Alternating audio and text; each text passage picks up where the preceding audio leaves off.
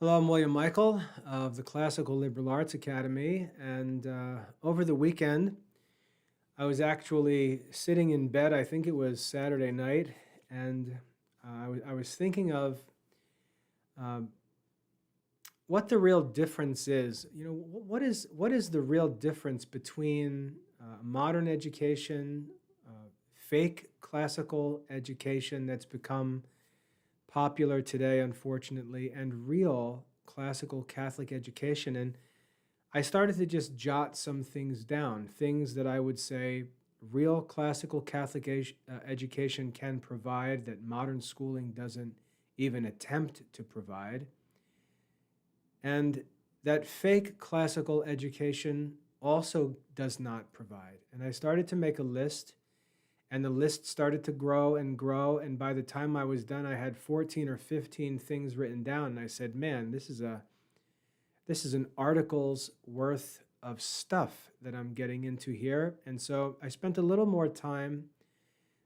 just working out the details and finishing that list. And when I got to the bottom of the list and felt pretty confident with it, there were 21 things that I had listed. And so I posted an article titled 21 Reasons for a Classical Catholic Education, 21 Reasons to Pursue a Classical Catholic Education. And what I'd like to do in this video is walk through those items that I had listed, walk through those 21 reasons, because what I have written in the article that I posted was just very brief. I didn't get into any of the actual items that I had listed. I just listed them, and that was really the end of it. Even though I think that's helpful, I'd like to talk about those individual reasons that I have given and where they're actually obtained in the curriculum. So I'd like to walk through what I think is a very important article, a very important discussion that we'll have, because I think it makes very clear what the goal is, the difference between a person seeking a real classical Catholic education, I would say a real education simply, and modern education, or this fake sort of dressed up modern education that pretends to have some kind of tradition behind it, which it doesn't. So I'd like to walk through the 21 reasons for a real classical Catholic education. Before I get into that, I'd like to show you where you can find this article. The website is complicated because we serve a number of different audiences through this website. We've got adult students who come in, and so I try to keep the website mature in content. We've got parents with homeschooling children who use the website, so I try to keep it simple. And then we've got students who use the website because our lesson content, much of our reading materials and things like that are on the website here. And I want the site to be formatted so it's easy for them to study. It's not full of all kinds of distractions and nonsense. So it's a pretty complicated site to manage, and a lot of the content is hidden because it's linked to in the online courses and things like that. So I don't need to provide those links here. But I'd like to show you where to find articles. If you come up here to the Resources tab on the menu, click Resources, and this page will open, which lists a bunch of free resources that we provide. This first link, Academy Blog, is where you can get to all of my articles. So just click Academy Blog, and then you'll just see the list of all the articles, and there's 162 pages of them. But you can see all the articles, and it's this most recent article, 21 Reasons for a Classical Catholic Education. Click on that, and this is the article we're going to go through. So again, just to help you see where that is, you go up to the top menu, go to Resources, click on the Academy blog, and then select 21 Reasons for a Classical Catholic Education. Okay? This is going to be the topic of our talk here. So as I said, we've got three classes of people when it comes to education. We've got the modern education people who really don't care about anything other than getting their diploma, having their math and science classes, imagining that they're achieving amazing things by getting diplomas and degrees. That's the modern education crowd. That's group number one. And we sort of know what the results of that education are. There's no logic, there's no moral philosophy, no philosophy at all, just modern materialistic science and really not much else. So we know that. There's no seven liberal arts, no moral philosophy, no natural philosophy, no metaphysics, no theology, just materialism set into curriculum form. And kids are just indoctrinated and made to think like materialists, like atheists. The second group is worldly in the sense that they're not interested in pursuing the real ends of education. They still are sitting on the fence, as it were. They're afraid to move away from modern education because they're desirous of the benefits of modern education, namely, material things in the world, jobs, degrees, things like that. And so they want to distinguish themselves from the secular modern schools. They want to give themselves an appearance of having some kind of deeper roots or some real substance to their curriculum. So they call themselves classical Christian schools, classical Catholic schools. And what they basically do is they pretend to study some of the subjects that may have been studied in the past, but really all it is a modern curriculum with more emphasis on history and literature. And they do better than the public schools because they don't take responsibility for the kids that the public schools take responsibility for. And as I often say, if we have a fair comparison, anytime we're comparing a private school of any kind with a public school, we should compare the private school. Let's say their graduating class has 100 students, because they're usually smart. If they have that many, it could be 20 students. But we should compare the graduates from the private school with the top students at the public school and see how they compare. We shouldn't compare them with numbers, like for example, if we have the average SAT score, because the public school takes every kid that's dropped off at the front door, and no private schools do that. So the comparing of the numbers is really it's sophistry. It's not even a reasonable comparison. So we have to compare apples with apples, and they never do that. So the effectiveness or the benefits of private schooling is always exaggerated, and really the achievement is not that good when we compare the private school students with the top public school students. So that's the second group. And then the third group is those who actually want to pursue the education that was enjoyed by wise men and saints in the real world, in history, in real Christian history. We're not just looking to put pictures of saints, on our books or put posters in the room. We're actually seeking to live like the saints, to imitate them and follow them, and to pursue the things that they pursue, and to assume that being history's wisest men, the way that they pursued them, we're probably not going to come up with better ways. And so that's the third group, those who are really interested in the true fruits of real education, and that fruit is ultimately wisdom, real wisdom. Wisdom which includes the knowledge of God, wisdom which includes the nature of man, the nature of the world, understanding of reason and the human soul, understanding of the seven liberal arts, understanding of the 3 philosophical sciences, I should say 4 philosophical sciences, and then of theology. And then, if time allows, really as a leisure pursuit, to add in the study of history and literature, which we consider to be the humanities aspect of the education.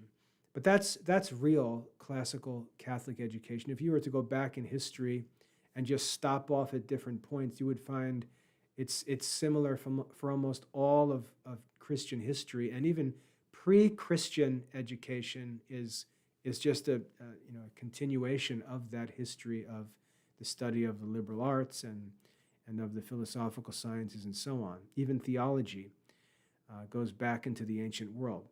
So three different groups of people: the modern students, the fake classical kind of, we're really just modern students doing some extra humanities work, and then real classical Catholic education. And if you were to ask yourself, as I get asked all the time, what's the purpose of a real classical Catholic education in the 21st century, where we've got, wireless internet and artificial intelligence and all these tools and devices, and we travel all over the place, and why would I want a medieval education in the modern world? Why would I want that? And again, I would warn that question is a complex question, because it assumes its answer when it restricts education in the medieval world to something that was uniquely medieval, ignoring the fact that it was also the education of the classical world, and it continued to be the education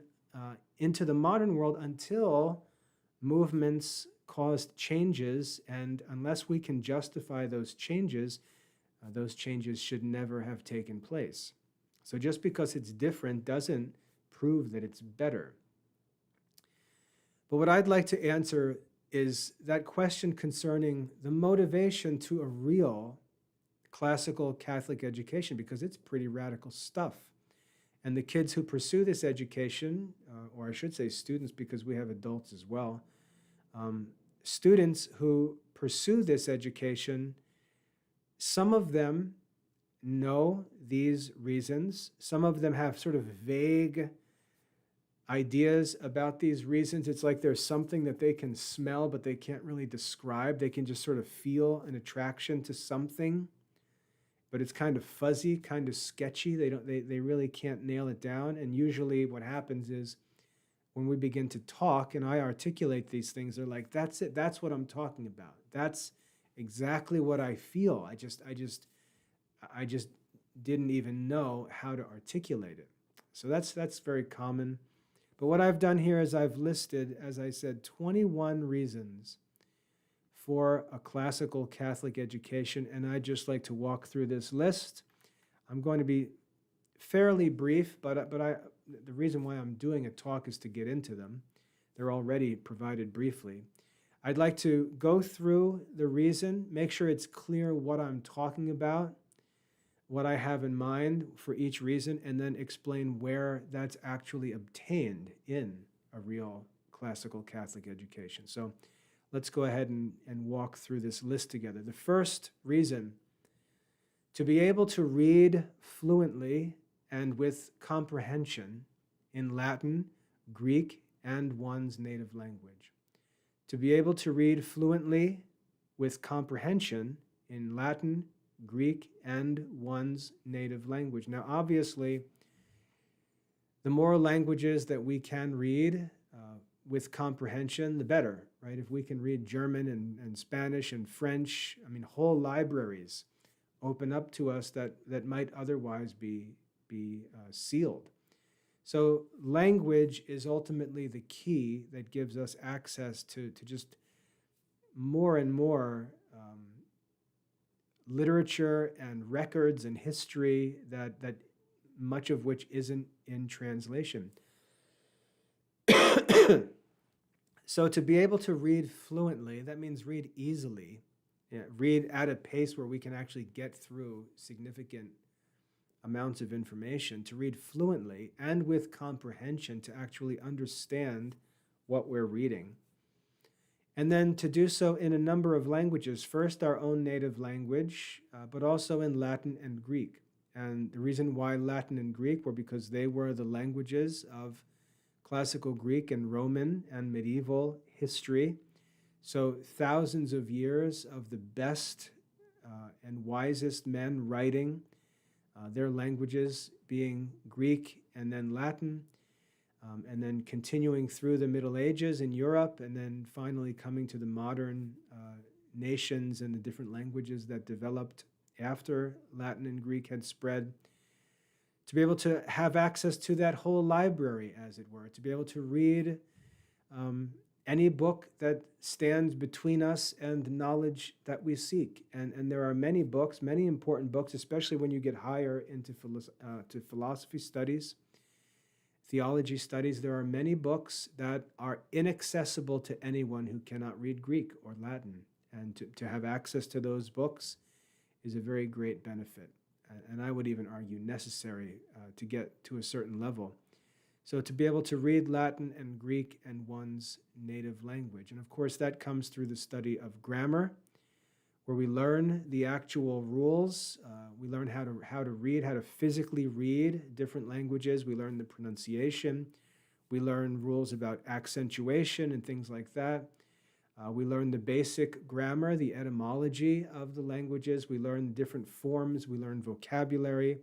We then learn the syntax or the rules for composition in those languages. We learn to actually read and understand sentences, understanding relationships between different parts of speech, and then getting into prosody, which gets us into more details of accent and pronunciation and meter and so on, which is necessary for the reading of poetic language. So to be able to read fluently and with comprehension, for the most part, is pursued through the study of the art of grammar, the first of the 7 liberal arts. Number 2, the second reason, to speak clearly and with good expression. To speak clearly and with good expression. You'll often notice if you watch movies or plays that there will be a character or an actor or actress who plays a role, and you just watch and say, he's not a good actor or she's not a good actress. And when you say that, what you mean is the lines or the words that are coming out of her mouth, they just aren't matched with her expression. That's really what makes a great actor or actress. It's that their expression perfectly matches what they're actually saying. Their expression matches the content of their language.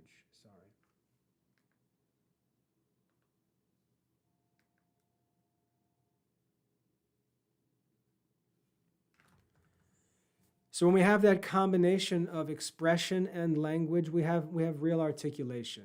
And to be able to do that is necessary for persuasive speech, for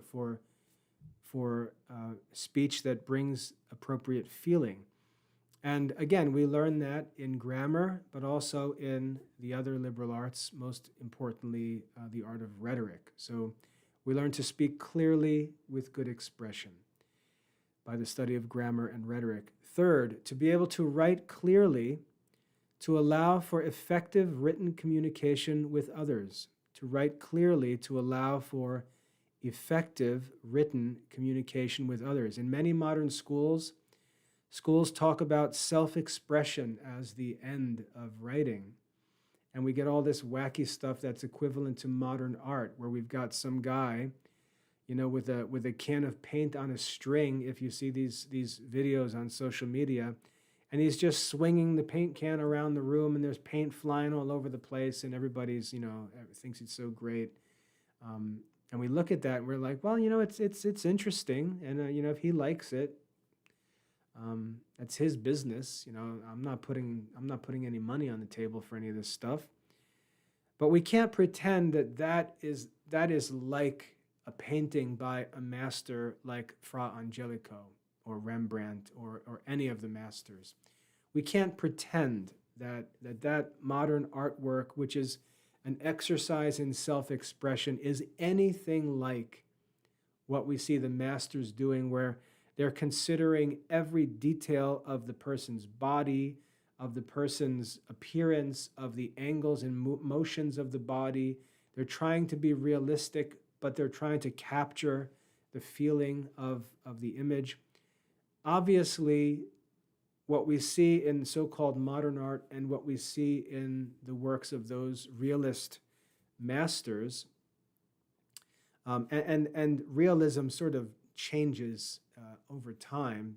You take like Fra Angelico, look at his paintings, we wouldn't consider that to be realistic, even though if we consider, some of his works are very realistic. You have to get up close to them to see how much detail is actually in them. but from a distance they look quite simple sometimes. And then we look at some modern realistic painting and it looks like a photograph. It's hard to even know sometimes whether it's a painting or a photograph. If we compare that to language, this modern talk about self-expression is like modern art. It's for the speaker's sake. It's what used to be criticized. When I was a kid, my adults around me would say, "You're just talking to hear yourself," and that was a polite way of saying, stop talking. But self-expression is not the purpose of speech. It's not the purpose of language. In fact, if all that was needed was to express yourself, you wouldn't need language at all. The purpose of language is to share your thoughts or to share your feelings, or share your judgments with other human beings. And so the art of effective, clear communication needs to be learned. And the only way that can be learned is to actually study a common grammar, to have a common dictionary, to have a common vocabulary, to have a common understanding of different modes of speaking, so that we can not just communicate like cavemen or like toddlers, but we can express more subtle, more complex, more mature thought as we get older and wiser, and our language can keep up with the complexity of our thoughts. So we want to have a language that is capable of expressing increasingly complex, increasingly detailed thoughts. And to do that, we've got to actually master the art of grammar and reasoning and rhetoric, the arts of the trivium. So that's reason number 3. Reason number 4, to be able to order one's own ideas according to truth. To be able to order one's own ideas according to truth. Now, this is learned in the art of logic or reasoning when we study Aristotle's Organon. Now, I just want to say, if students, and this is where the fake classical school trouble develops, if students are in a school that's basically giving the kids some workbook called logic, and they go through it and they pretend they're learning the science of logic, but they don't actually learn all of Aristotle's Organon. They're just pretending to learn logic. And you could say, well, hey, it's better than nothing, and that's true, but that's a pretty low standard to say that what we do is better than nothing, right? The problem with that is that there's no reason why we can't actually study Aristotle's Organon and learn the real art of reasoning. And that's what we do in the academy. To order one's own ideas according to truth. If I were to say, what is man? And you were to try to give me a definition, it can be very difficult. You may already know the definition of man because that's one of the easier ones. Man is a rational animal. But there's a lot of information packed into that simple definition. An animal, for example, is given because it names the genus to which man belongs.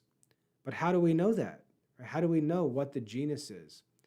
And then rational is given in the definition of man because that's the difference which distinguishes man as a species from all other species of animals. And so you can see in a simple definition like that, man is a rational animal. There's lots of philosophical work that has been done behind the scenes that allows us to have that simple definition. The definition is actually very, very difficult, and the work of wise men. And it's got to be true, because you can come up with a definition that really is only a description, and it's not the definition, or it can be actually false. For example, if one thing I used to do with my students in first-year reasoning courses was ask them to define something simple, like a squirrel. Define a squirrel, or define a hamster. Ask them to define something, and to watch as they realize that they don't even know where to begin to define something like that. They know what a dictionary is. They've read hundreds of definitions, but to actually be asked to define something, they don't even know where to begin. And that reveals the need for this benefit, which is to be able to order our own ideas according to the truth. There is a hierarchy of being. There is a hierarchy of ideas, we could say. That is true. There is a true hierarchy of ideas. And if we don't know it, and we just leave our minds to sort of classify their own information, we're ignorant. We're not educated. We're not rational people. And so to learn that order, to order our own ideas according to what is actually true, not just in the material world, but in the world of ideas and thoughts and words themselves, that's a real skill that very few people have, that is not cultivated in modern schools, and I would argue is not cultivated in fake classical schools, because it can only be learned through a very careful study of Aristotle's categories. So that's where that would be learned, in Classical Reasoning 1 in the Classical Liberal Arts Academy, to be able to order one's own ideas according to truth, to be able to define a squirrel, as simple as that may be. The reason we can't do it is because when we're actually asked, we don't know. Our ideas have not been ordered according to truth. So we can give a description. We could say, well, a hamster is a small furry animal. Well, you've now named 1,000 different species of animals. How would you move from that to hamster specifically? You see, it's very difficult. You have to have your thoughts ordered according to truth in order to establish definitions. Number 5, to be able to produce sound arguments and prove the truth of them. To be able to produce sound arguments and prove the truth of them. Now, you can produce sound arguments without having an education. You can just have a disposition to reason well, and you can think rightly in a certain situation. Let's say in a moment where you're being tempted, or where you've got to persuade someone of something. You can think rightly, and it may be because of your nature, it may be just because of your disposition, it may be because of grace or whatever, but that is not art. That's not skill. And because God's given us the faculty of reason, He hasn't left us to chance in these things. And so to pretend like, well, I'm just going to pray, and I'm just going to, that would make sense if we didn't have reason. But because we have reason, we're expected to exercise that faculty and be able to form good reasons, good arguments, I should say. To produce sound arguments, but also to be able to prove the truth of them. That is, to actually understand what makes them true, what makes them sound. So not just to say something that's reasonable, but to explain what makes it reasonable. You can see that's a different level. To actually know that what I'm about to say is true. We talk about confidence in public speaking, and kids say, why do I get so nervous when I go to speak? Because you do not know how to produce sound arguments and prove that they're true. So when you speak to people, it's like throwing handfuls of rocks at a target. You're not actually accurate. You're just throwing handfuls of rocks hoping that something hits. Whereas a wise speaker who's studied the art of reasoning, he can make sound arguments and he can know scientifically that they are true. And he can stand on a stage or stand in front of a crowd or write for an audience with confidence because he knows objectively that what he has written is true. To be able to do that is a great benefit. Modern public schools don't offer it. I would say that fake classical schools don't go that far. They may do, to some degree, they may introduce arguments in a logic class, as I mentioned, but do they actually get to the science of demonstration? Likely not. Number 6, which is related to 5, but comes from the other direction, to be able to detect and explain the errors of false arguments. And again, we can do this by nature or by grace. A person can simply have the gift of discernment or a grace of discernment, and they can just sense when something is false. Many Christians live like this. They can just feel that something is false. My wife always jokes that when she was a kid, when we were teenagers and Bill Clinton was running for president, she said that she was in high school and had no clue about anything political, but she used to say, I could just feel that there was something bad about that guy. And we get those feelings. We feel something's wrong. We feel like what that salesman said, there's something wrong in there. We can sometimes, not all the times, which is the problem, we can sometimes sense sophistry or a fallacy or a lie, a deception. But the problem is we need to be able to detect false argument and also explain what makes the argument to be false. This is especially true when we consider our responsibility to others. And this is actually what motivated Aristotle and them to work to establish the art of rhetoric, was that in their generation, sophists were having such a way with common people and with judges and jurors and courts that the righteous and wise men knew that if they didn't find a way to analyze and demonstrate the falsehood of sophistical arguments, the sophists would just take over society, that there'd be like no resistance, because common people simply can't understand what's false about these arguments. So to be able to detect and explain the errors of false arguments, and we learn that in Aristotle's Sophistical Elenchi, the last book of his Organon on classical reasoning. So to be able to detect false arguments, but more importantly, to be able to explain or show the errors in those arguments. That's the real benefit of real classical study. Number 7, to be able to share ideas and feelings effectively with others. To be able to share ideas and feelings effectively with others. We could imagine how difficult it would be if our vocal cords were cut out, or if our hands were cut off, and we couldn't express what we thought or what we felt or what we needed and so on. We can imagine what kind of torment that would be. And yet many of us live that way, even though we have tongues and have vocal cords and have hands, because we simply can't share ideas effectively. We can't communicate effectively. We just don't have the language sufficient for the ideas and feelings that we desire to express. And in order to gain that, we've got to study the art of rhetoric. We've got to learn to understand how the human will operates, what causes men to be persuaded of things or moved to different things.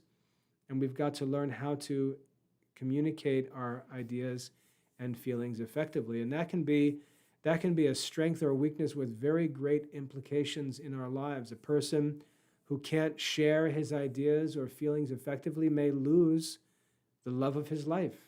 He may lose the love of his children. He may lose business opportunities, may lose customers, may lose all kinds of very, very significant things, because he may have the right feelings but not be able to express them. He may have the right ideas but not be able to express them. And we see people struggling with this all the time. They'll say something and people will get upset and they'll say, whoa, whoa, whoa, that's not what I meant. That's not what I meant.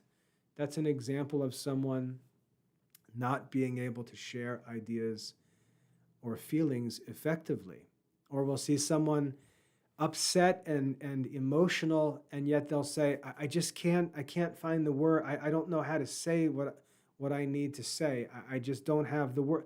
That's another example of not being able to share ideas and feelings effectively, a very important skill.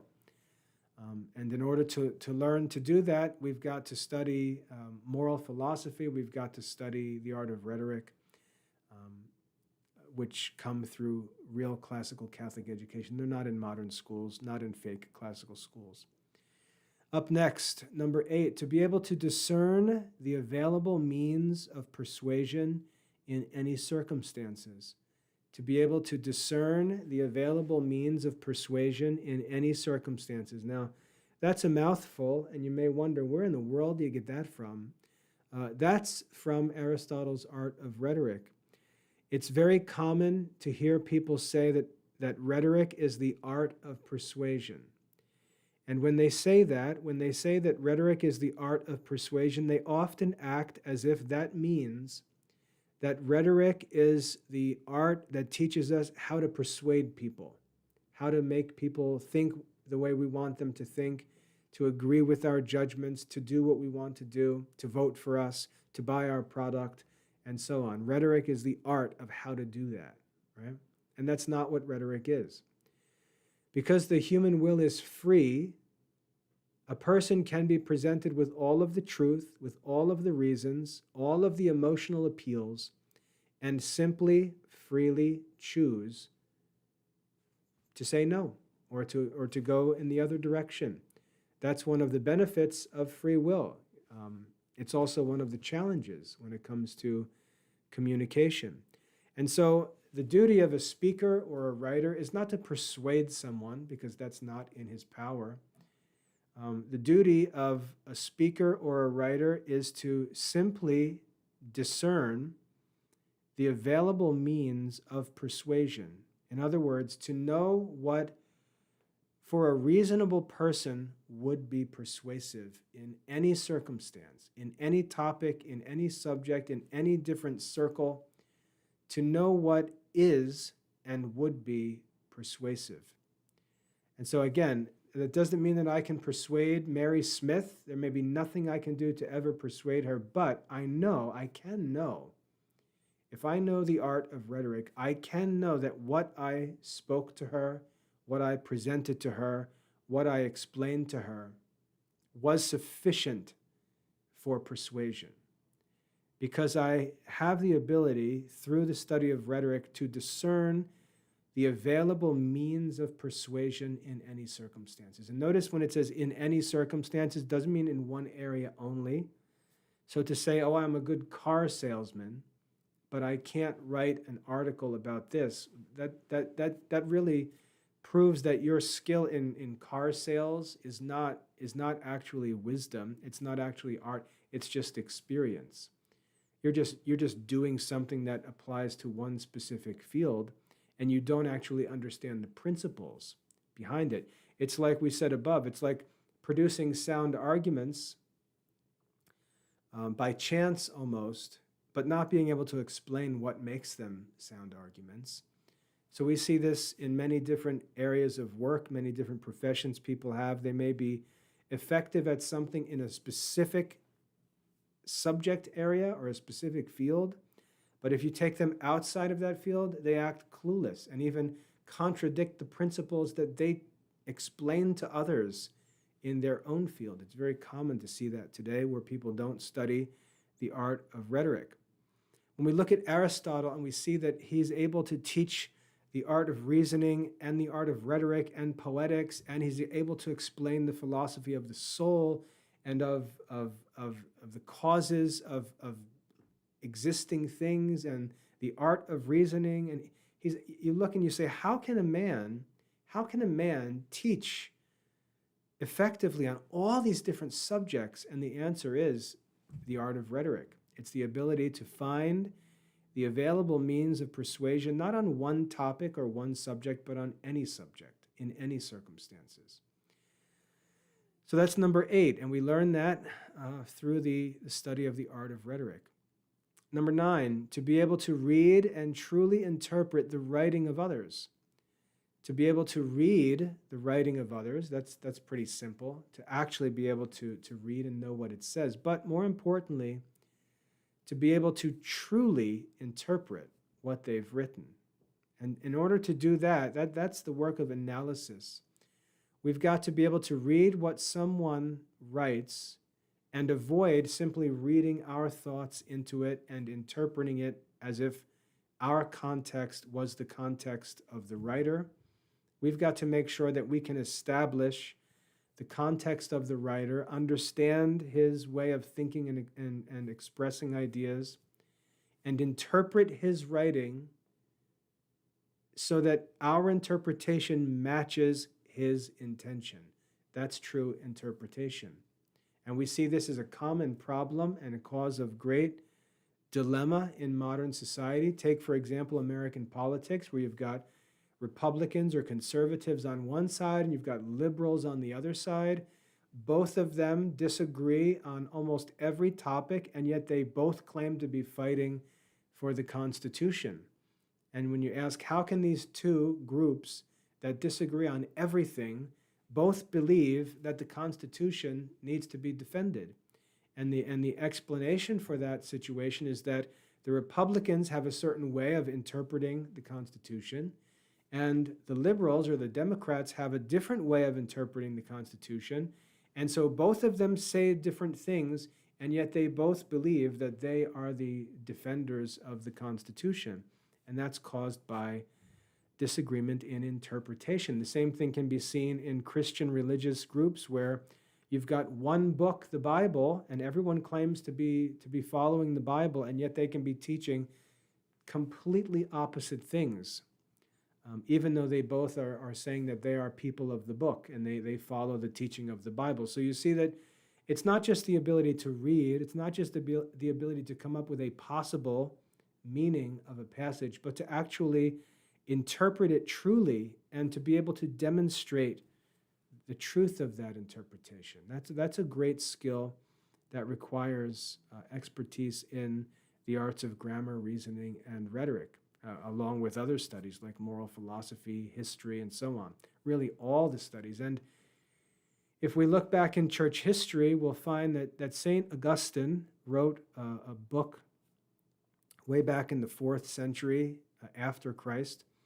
He wrote a book called On Christian Doctrine, or De Doctrina Christiana, in which he explains the principles which a man who is classically educated, he explains the principles of true interpretation. So while these are drawn from the arts of grammar and reasoning and rhetoric, if you want a nice summary of them with a specific application to this one reason for pursuing a classical Catholic education, to be able to read and truly interpret the writings of others, one good place to look would be in St. Augustine's book On Christian Doctrine, where he's specifically concerned with the scriptures and how they should be rightly interpreted. And if you think about the scriptures actually being inspired by God, boy, that gets really complicated, right?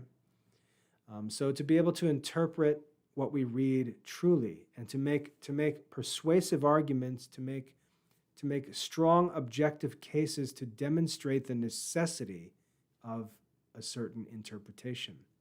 That's number 9. Number 10, to be able to understand the nature of absolute multitude, to understand the nature of number. You know, we often talk about things, we talk about numbers. We take math classes in modern schools, and if we're taking an arithmetic class or even a high school math class, we'll find that in the early chapters of the books, they often talk about things like divisions of numbers into classes, like whole numbers, real numbers, odd numbers, even numbers, perfect numbers, and so on. And we go through those lessons, and then we get finished with it, and we never talk about it again. And we wonder, why in the world did we even talk about real numbers or counting numbers or integers and all these different things? Why do we even talk about that?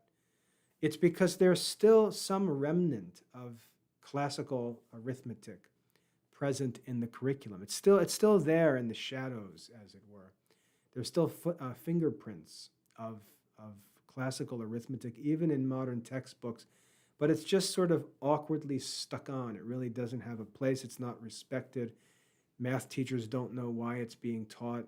They just continue to teach it because it feels necessary. But in the classical art, the classical liberal art of arithmetic, we learn about the nature of absolute multitude, which is what we call number. Now, it's difficult to know where that comes from unless you go back up to number 4 and see that one of our goals is to be able to order one's own ideas according to truth. If we can learn to order our ideas according to truth, we're going to be led to Aristotle's categories, as I mentioned. And he explains that there are 10 different classes of things. And I'm not going to get into it because this is not the appropriate place. You need to study the categories to understand this. But he explains that the first is substance. And the substance of a thing is what it really is, what the essence of that thing is.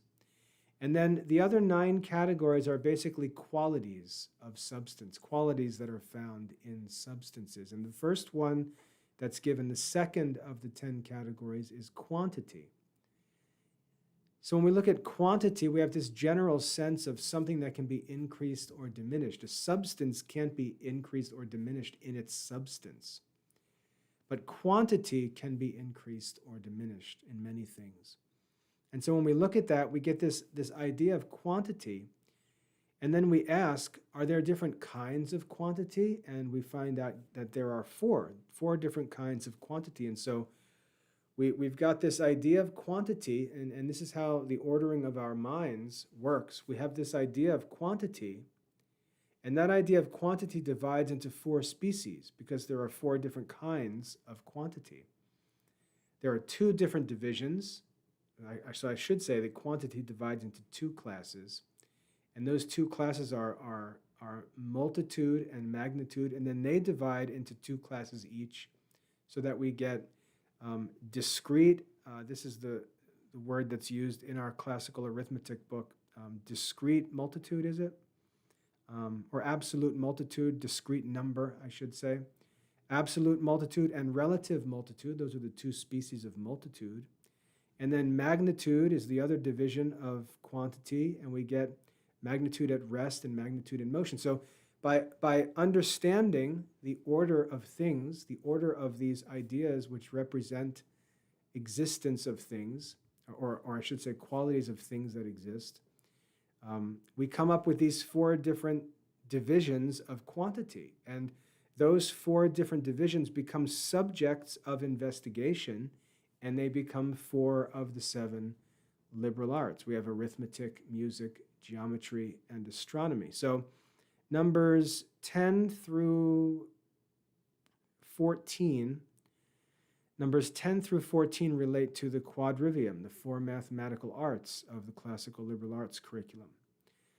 So to understand the nature of absolute multitude or number, that's the work of arithmetic. To be able, number 11, to be able to understand the nature of relative multitude, that's the subject of the classical liberal art of music. Number 12, I added in there, that's why there's 5 under the 4 mathematical arts. Number 12, to be able to read and perform music, even though it does not require the knowledge of classical music as to be able to read and perform music. Nevertheless, the knowledge of classical music helps us to read and perform music, and it's no mystery that when we look back into the history of music, where we find the greatest development of classical learning, we also find great musical composition, because to be a composer and to be a performer are 2 different things. We might even want to say to be able to read, perform, and compose music. And you can see how the ability to compose is comparable to the ability to have sound arguments and prove them to be true. So the knowledge of music, we may say, well, if you can play this, it shows you know it, but we could say even more perfectly, if you can compose beautiful music, it proves that you understand the principles of music and the nature of beauty itself, or harmony in music. Number 13, to be able to understand the nature of magnitude at rest. That's the object of study in the art of geometry. And then 14, to be able to contemplate the nature of magnitude in motion. Magnitude in motion relates to, primarily the celestial bodies in the heavens which move, and they are studied in the art of astronomy. So there, from 11 to 14, from 10 to 14, you've got the 4 arts of the quadrivium, the goal of the study of the 4 arts of the quadrivium. Now, why do we need to know those things? Why do I need to know the nature of absolute multitude? Why do I need to know the nature of relative multitude, of magnitude at rest, of magnitude in motion? Why do I need to know these things? Well, if we go back again to this idea of ordering our own ideas according to truth, number 4, Aristotle taught that things that can be known can be divided into 3 different classes. There are material things, which we can know by the senses. There are spiritual or metaphysical things that we cannot know by the senses, but can be understood by means of reason. So we've got these 2 extremes. We've got material things that can be known by the senses, and we've got metaphysical or spiritual things that cannot be known by the senses. And then in between, we have a mixture of the 2, which are things that are found in material things, but which aren't actually material things. And those are called mathematical things. And so these 4 mathematical arts teach us about the different kinds of mathematical things. And again, you may say, yeah, but so what? Why do I need to know that? All you've done is explain that the 4 mathematical arts help me to understand mathematicals, but why do I need to know mathematicals? Now, in modern schools, they say, oh, we need to study math because it allows us to understand computers and engineering, and it allows us to build and design things. That's true of practical mathematics, but that's not what classical mathematics are for. Classical mathematics, if we go back to the time of Plato and read of the talk of Socrates on mathematics, he said that the challenge that we face as human beings is that we're born into this world of sense. We're born into this material world, and our senses are a source of all kinds of pleasure and gratification. Aristotle in the Metaphysics says we love to look at things. We love to see things. It's our favorite sense to stand on the top of a mountain and just look and just take it all in through the sense of sight. There's something deeply pleasing about looking at things. Even if we think about sin and temptation, one of the greatest temptations we have is just not a desire to do something bad, but to see something bad. We desire to see things. There's pleasure in seeing. It's why David writes in the Psalms, I will set no evil thing before my eyes, because he realized what a temptation it is, this desire to see even evil things that one has no intention of doing, but would like to know about. And that seems to relate back to the tree of knowledge of good and evil, the knowledge of evil. But anyway, we're born into this world of sense where there's all of these things around us. They all appeal to these senses through which we gain pleasure. And yet there's more to us than the senses. The senses are not all of us. They're just a part of us, because there's also this faculty of reason inside of us, which is judging and ordering the senses. And then there's even more inside of us. There's a soul that has this aspiration for eternity, and it desires to be immersed in eternal things. It has desires that are so great that they can only be satisfied in something eternal, some eternal end. And we're left wondering, how do we get from here to there? How do we get from this life in this world of sense, this carnal world? How do we rise out of this and enter into the world of immaterial things, this world of spiritual things, of eternal things? How do we make the transition from this to that? And the answer, according to Socrates in the ancient world, was by means of mathematical things. Because mathematical things, they participate in both the material and the immaterial. They participate in both the physical, or I should say the natural and supernatural. I don't want to use natural though. I should say physical and spiritual, or material and immaterial. So mathematical ideas are these strange sort of intermediate things. They're like angels. They're like men, but they're not men, and they're like God, but they're not God. They're sort of this intermediate if you think about angels, we can compare angels with mathematical things. They're the staircase that allows us to ascend from the senses to that which is invisible and cannot be sensed, that which is eternal. So the reason why those studies, those four mathematical subjects, are desirable is for the sake of contemplation, because they help us to ascend from thoughts of sensible things only, to be able to comprehend to some degree things which do not exist in matter. That's the challenge. It's very difficult to think about God, because when we try to think of him, it's just like it's like trying it's like trying to get some footing when you're on a hill that's covered with ice. Like there's just nothing to grab onto, because the ideas of God's nature and his character are just incomprehensible.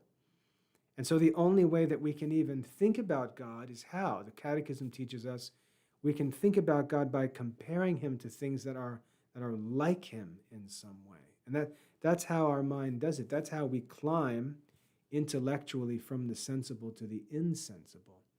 And mathematics has a big part to play in learning to think like that. That's why when we go back in philosophy, go back past Aristotle in philosophy, and we get to Plato. And if you read Plato, you'll notice there's some weird stuff in Plato.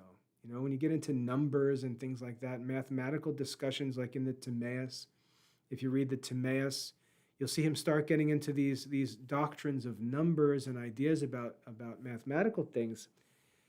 And it starts to feel a little bit strange. And you see what he's doing is he's making this ascent. He's going from the simple and material, and he's moving up into the immaterial. And that transition feels strange. The language seems strange. The ideas seem strange because we're moving away from the sensible.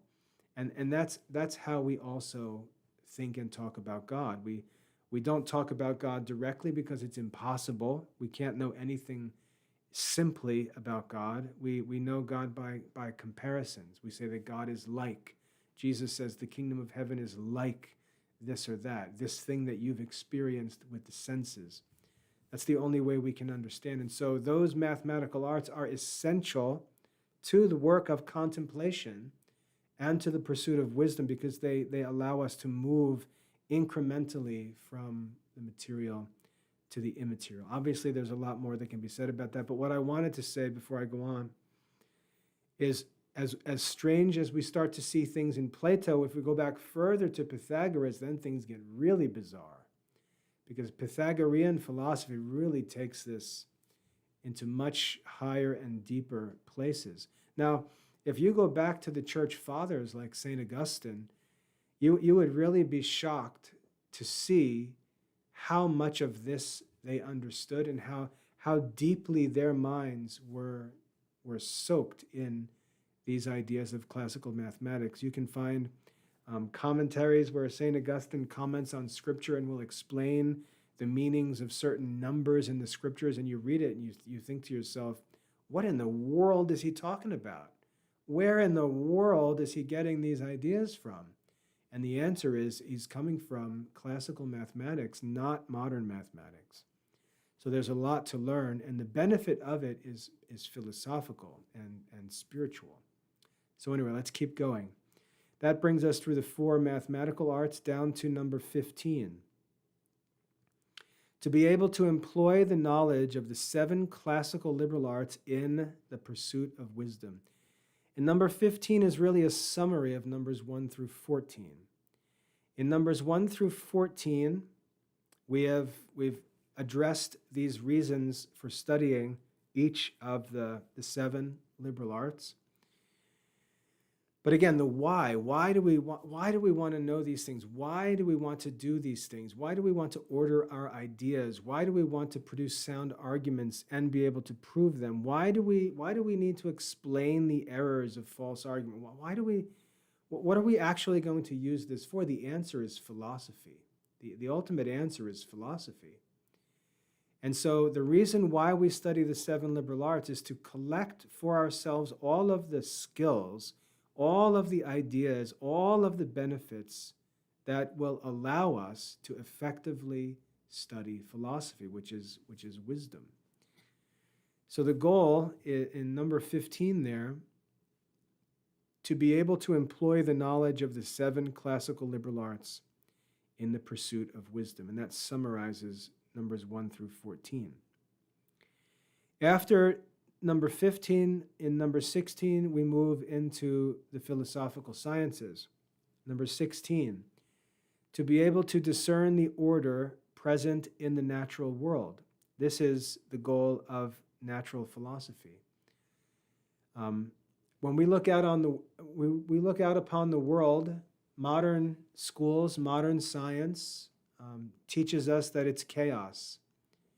It's chaos. There's really no reason why there should be rules at all. There's no reason why there should be natural laws at all.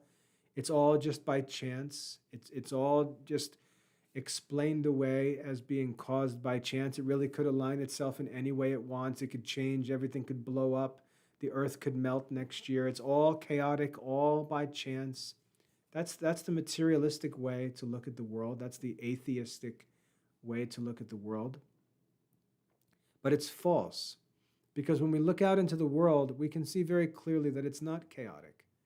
It's not chaotic, and we have no evidence in the history of the human race that anything was significantly different than what it is. We could say some things are different because there was a catastrophe, there was a flood, there was a hurricane, and it washed away this part of a hill and destroyed this area, or there was a new valley cut through a certain area because of a flood.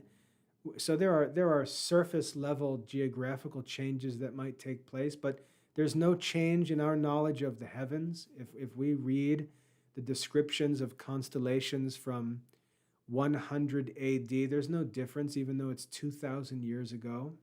The testimony of human sciences is unchanged, where we can observe things. And so there is an order in the natural world. There's no reason in suggesting that there's chaos. Evidence that we actually have suggests the opposite. It does not support the idea of chaos, but suggests the idea of order. And so we want to know, what is that order? What is the order that explains the design of things? We want to sort of get into the mind of the architect of the world and ask ourselves, what was he thinking when he made the mountains? What was he thinking when he made the clouds? What was he thinking when he made different species of trees and all these different animals and insects and birds and fish? What was he thinking? What is the order? What is the order or reason in these things?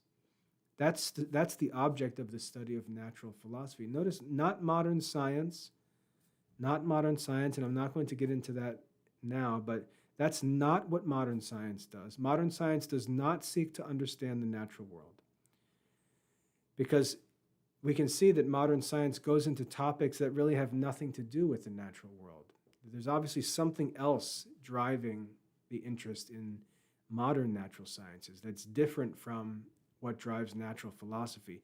In natural philosophy, we want to know, what is the purpose? What is the divine purpose for which this thing was created? Modern science, materialistic science, says there's no such thing as purpose. It's all just chance. There's no intelligent design. There's no final end in anything, no purpose in anything. It's all chance.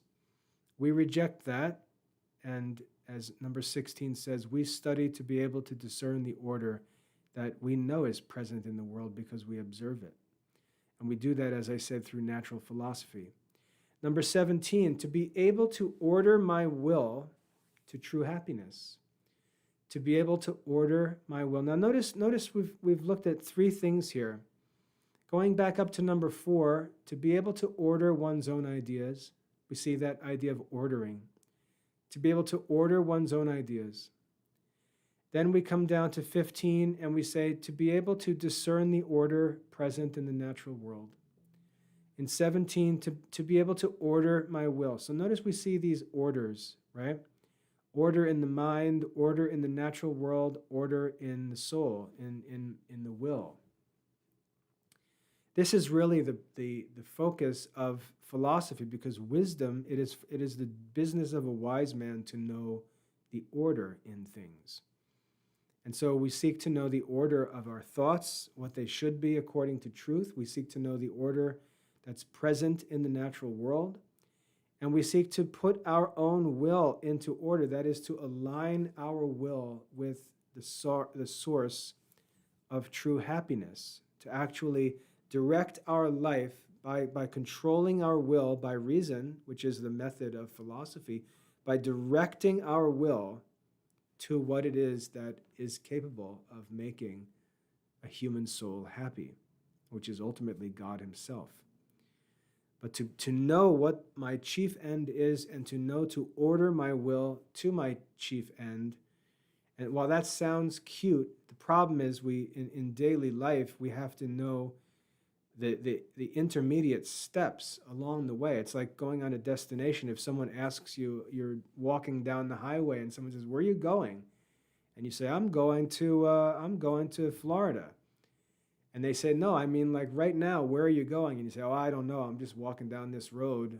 But you know, in my brain, I want to go to Florida."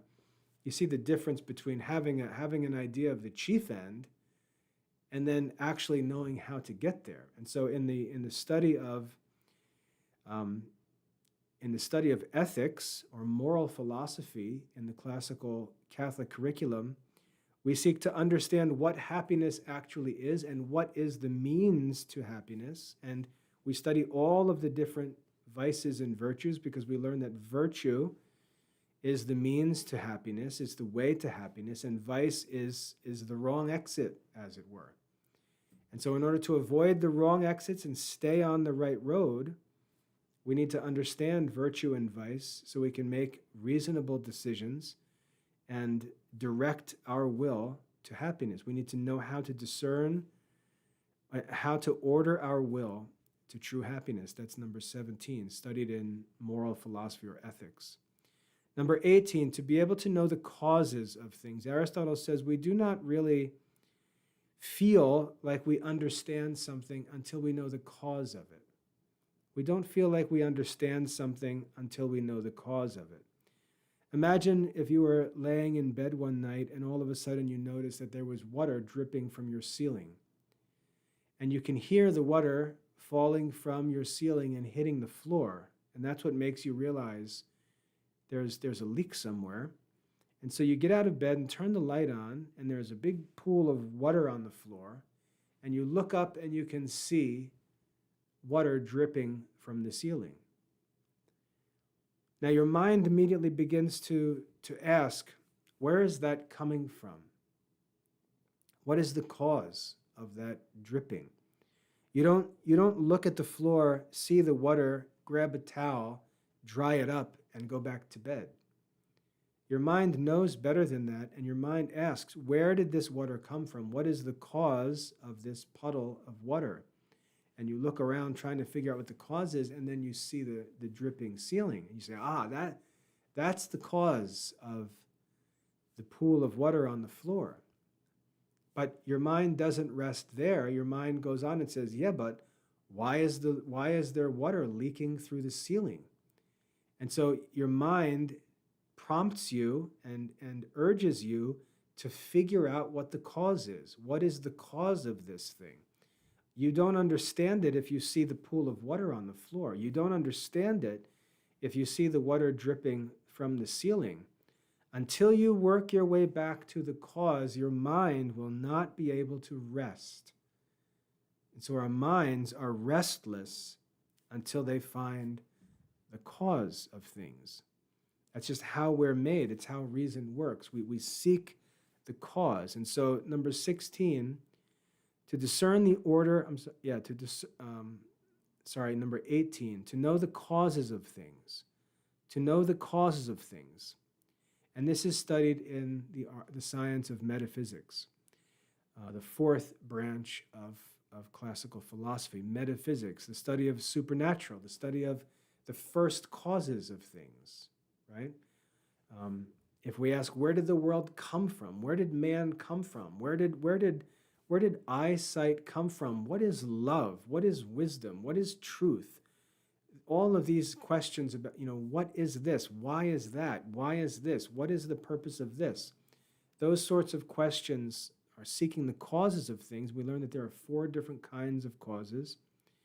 You can look that up. You can look up the 4 causes. We seek to know the different causes of things, and that's primarily the study of metaphysics. So questions 1 to 15 relate to the 7 liberal arts. Questions 16 through 18 relate to the 3 philosophical sciences. And then questions 19 through 21 relate to the theological sciences. Number 19, to be properly disposed to receive the grace of God necessary for salvation. We can't be saved through study. Our salvation depends on grace. We can't give ourselves the supernatural virtues of faith, hope, and charity. Only God can give them to us. So we can't study and save ourselves. We can't save ourselves at all. But what we can do through study, if we look back at the things that we've studied, we can study to dispose ourselves, to prepare ourselves to receive God's grace. We can prepare ourselves to, like preparing the soil for a garden. We can prepare ourselves. We can make our souls a place where wisdom is welcome, a place where grace is welcome. We can do that. We can't control those supernatural graces, but we can prepare ourselves for that grace. Think about the ministry of John the Baptist. John the Baptist could not make anyone follow Christ. He couldn't make anyone born again. That was not in John's power. And if you think about what was John's ministry was to prepare the people for the coming of Christ, to prepare them, to help them be properly disposed, so that when Christ came, they were prepared to receive him. They were prepared for him. It's this work of preparation to dispose the people to God's grace. We see that in John the Baptist. That's the purpose of education in us. It's to dispose us to salvation. Now, if we look back at John the Baptist and we ask, how did he actually do that? How did he actually prepare men for the coming of Christ? He did so by preaching the commandments and convicting men of sin. Men were convicted of their sins. They were contrite or sorrowful. They were made to feel sorrowful. They were confessing their sins to him, asking to be cleansed through his baptism, which was sort of a sign of baptism to come, the sacrament. But they were going to him, and he was preaching to them the need for repentance, and they were being moved by that thought of their sins and their unworthiness to receive God's grace. And so through that preaching, through their repentance, through that contrition, they were put into the right frame of mind to receive the coming of Christ, to receive grace. That's the goal of our education, to rightly dispose ourselves to receive grace. When we look at children, if you're an adult thinking about children, the goal of education is not to make them Christians. You can't do that. Not to make them believe in God. You can't do that. Not to make them love their neighbor for God's sake. You can't do that.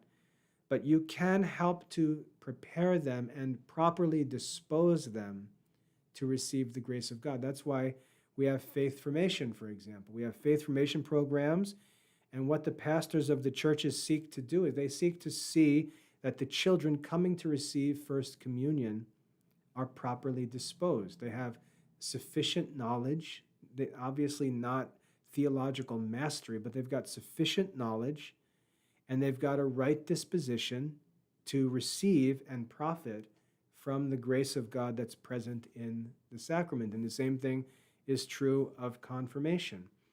There's a preparation period. There can be exams and tests and interviews and so on. And the church seeks to discern whether the soul is properly disposed to receive the grace of the sacrament of confirmation. So that's number 19.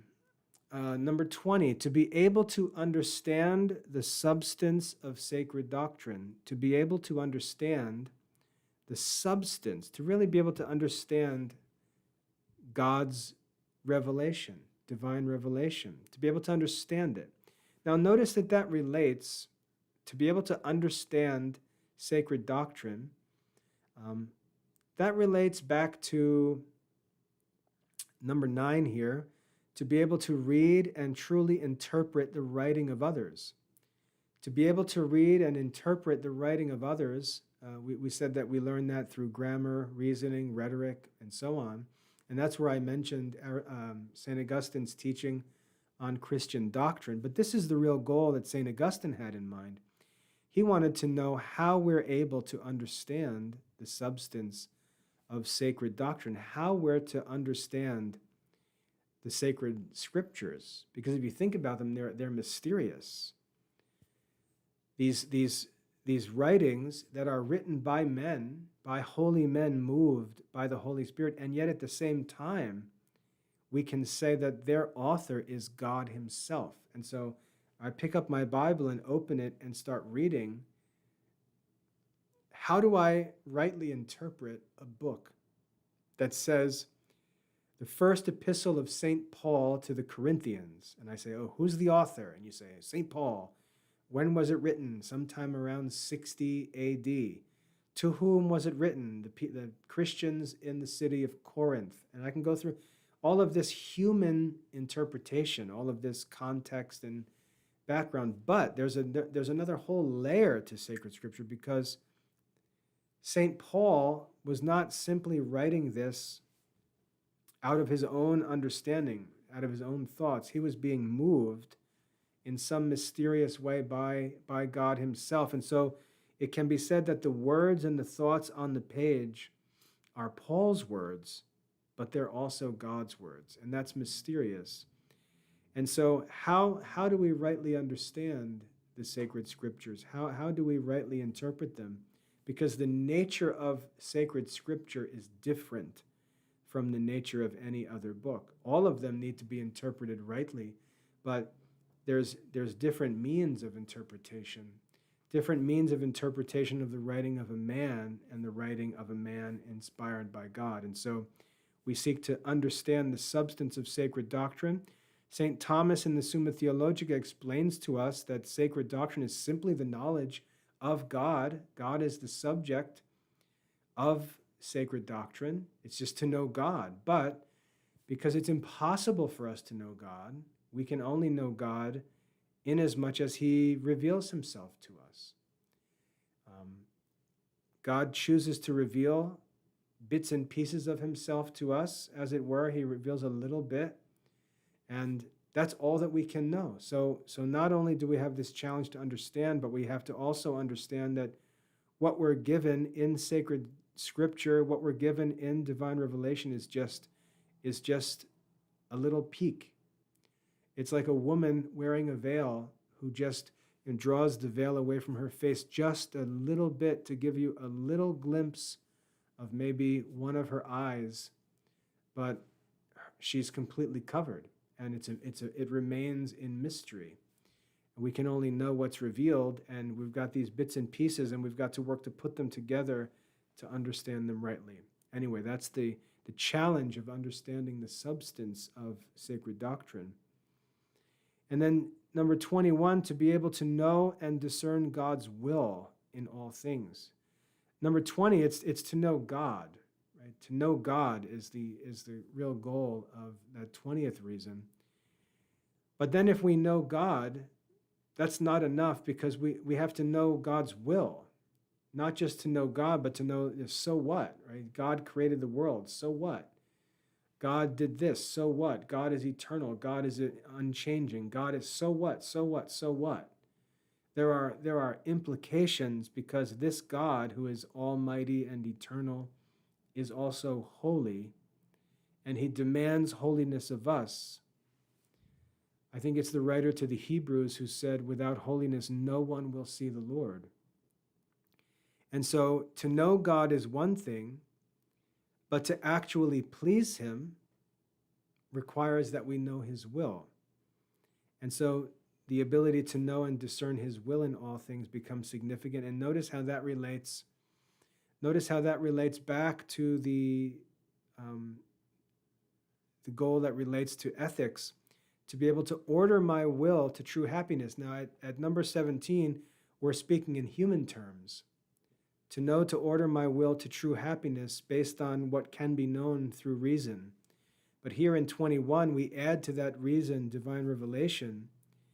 And now the challenge of theology is to be able to know or discern God's will in all things, because that is my chief end. That is my path to happiness, as it were. Now, when we put all those 21 things together, and I think it's a pretty good list. I wrote in the next paragraph, I'm sure that other things may be thought of. I'm not really sure that other things may be thought of, because I know that these 21 things are the ends of the classical Catholic curriculum, which was established and enjoyed by wise men and saints all through history. But if we were to take this rule, this list of 21 reasons, if we were to take this list and I were to ask you, which one of these would you drop? Which one of these would you like to live as a Christian without? Which one of these would you like to live without? And I would assume that a reasonable person would say, well, I wouldn't want to live without any of them. They sound pretty necessary for the Christian life, for happiness, right? They sound necessary. I wouldn't want to be without any of them. And then when we look and we see giving children a modern education and saying, the education that the children are being provided with provides for none of these things. So why would we say, I wouldn't want to be without any of these things, and then give the children a modern education, which doesn't provide for these things? You can see that something is disconnected. The modern curriculum doesn't address these things, and for Christians, I trust that when you look at this list, you say, that's what I need. This is what I need. This is what it means to be wise and good and happy. This is what it means. These are the things I need to know. This is why the curriculum was what it was. These are the goals of the subjects of the classical Catholic curriculum. And if we go to modern schools, these are not the goals of the modern schools. And I would argue that if we go to fake classical schools, for all the talk, for all the appearances, all the pictures, and all the drama, these actual goals are not pursued in those schools or in those homeschool programs or whatever it may be. That is the difference. When we compare the three different programs, the modern program, the fake classical school program, and the real classical Catholic program, we find that those two programs are so similar that they can almost be lumped together, and the classical Catholic program is so different that it really can't be put with those other two. Those two are really one and the same. But the classical Catholic curriculum is something totally different. It serves totally different goals. And I would argue that these are the proper goals of true Christian, true human education. These are the 21 reasons, maybe more, maybe I could boil a couple down into fewer, but I feel pretty good about this list.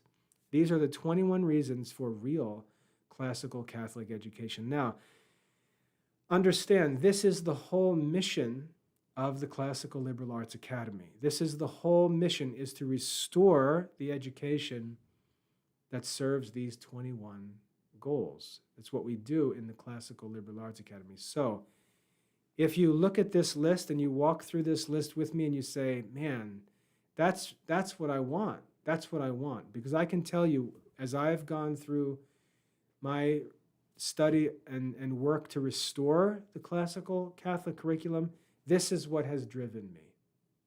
It's because I've wanted these things. These are the things that I want. These are the things that I've sought.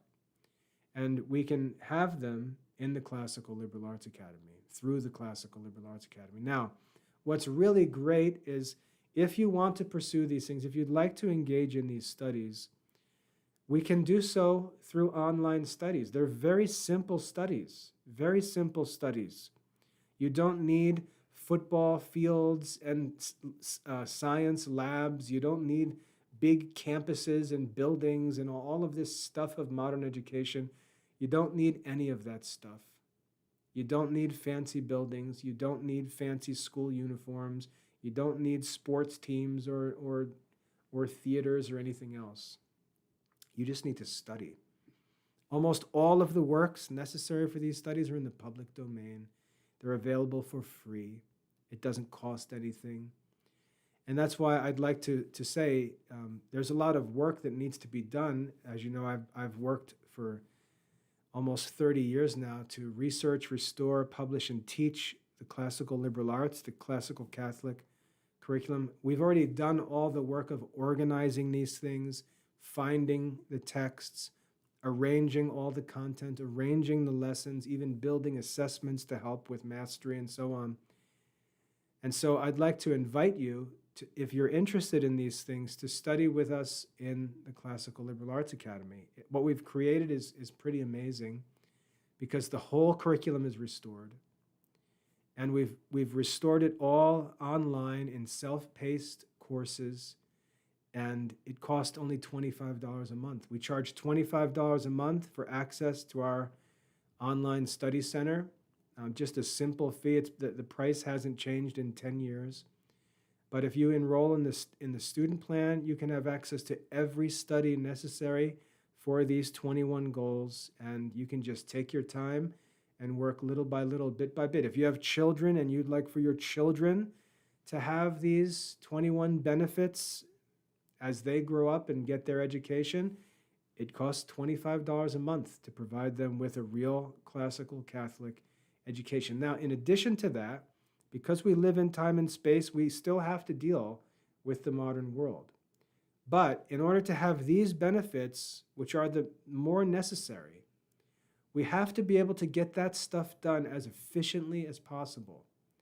And so in the Classical Liberal Arts Academy, again, we've arranged modern studies so that students can get those things satisfied and finished as efficiently as possible to leave time and energy for these more sublime, superior studies. So I would argue that for these reasons, the Classical Liberal Arts Academy is the best educational program that there is. You could say, well, this is better about this, and I obviously. What I'm saying is if these 21 goals are your concern, we're the only educational program that offers them, the only one. And we offer them to all ages, self-paced, open all year round, and it costs only $25 because we really believe that making this available needs to be a work of mercy because everyone has a right to it. So I'd like to invite you to study with us in the Classical Liberal Arts Academy. I recommend the student plan to anyone who's interested. It's very, very simple. There's a lot of work to do, but it's simple. The goals are very clear. The work is simple, difficult, but simple. And you can get started anytime, work at your own pace, and there's lots of help along the way. So if you're interested, visit the website at classicalliberalarts.com. Check out the student plan because that's all that you need, and just get started. It's very simple. If you have any questions, you can get in touch with me. My contact info is on the website. If you'd like to have a consultation meeting to talk about this stuff, we can do that. Just let me know. Get in touch, and you can get started with these studies and enjoy these 21 benefits. I hope that's helpful. God bless.